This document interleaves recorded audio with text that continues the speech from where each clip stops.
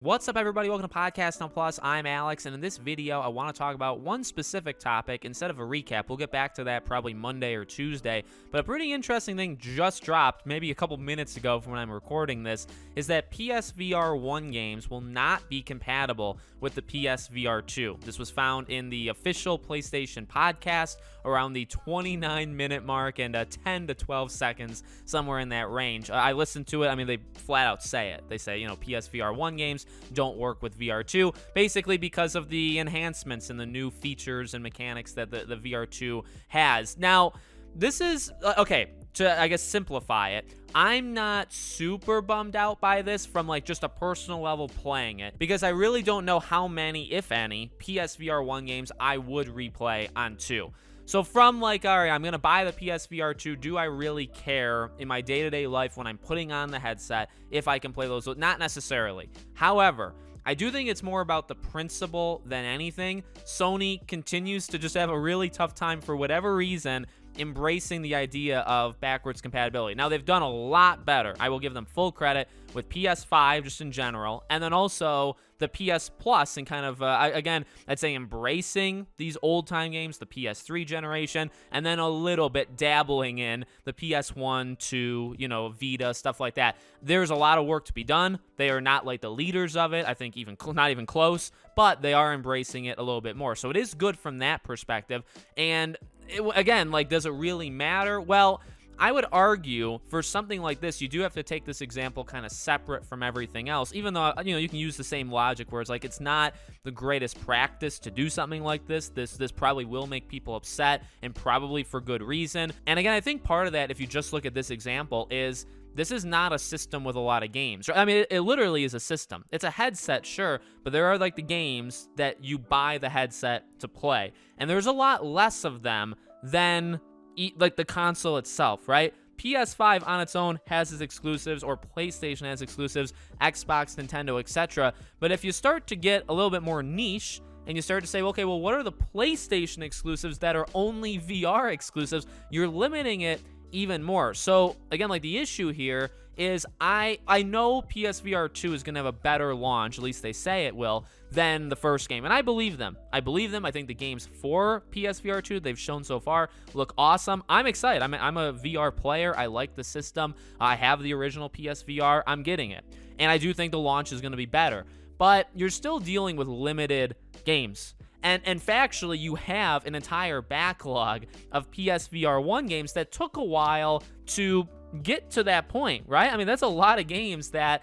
you didn't have at launch for PSVR 1, and it took the generation to get those games, and then you're leaving them behind. So it kind of, I guess, in a way hurts those games, because you'd imagine if you did make them backwards compatible, there'd still be some interest in them for this console. I imagine any game that works with any kind of backwards compatibility for any of these systems, any of these services, get some sort of attention simply for being there. If you don't work, if it doesn't work, then you're not even focused on them, right? So the first one I thought of was I think Werewolves Within, the Ubisoft one, the basically a detective, you have to figure out who's the mole in your group. Love the game, love the premise. I actually play the game Mafia, or I used to with my friends, which is the same kind of principle. That game is honestly kind of timeless. Yeah, it'll look worse and worse and the constraints of the system and stuff, but ultimately it's a detective game where you're just deciding who's lying to you, right? You're sitting in a circle asking questions, and you're figuring out who's the liar. That never gets old. So there's really no reason why that and by making it not backwards compatible, you've killed the game. And you could argue the game was already dead, right? That's kind of the flip to it. You could argue, well, who really bought the game in the first place, and how many people would buy it now?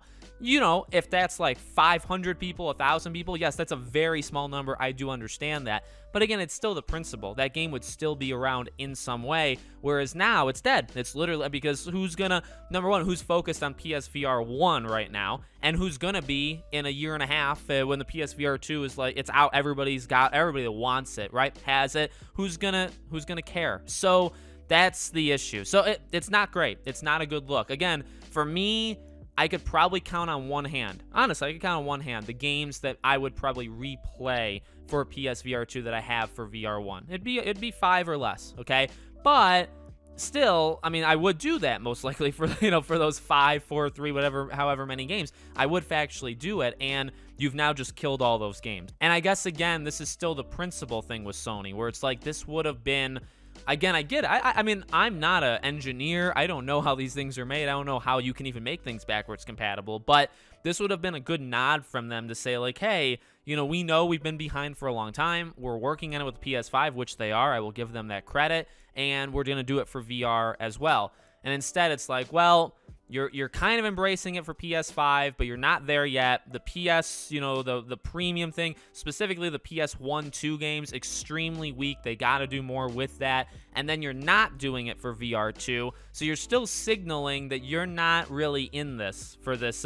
It's not even necessarily games preservation, although in a way, I guess it is, because it's keeping these games around, but you're not really in the whole backwards compatibility discussion, right? You're kind of in some ways, but you're not going to go all the way in.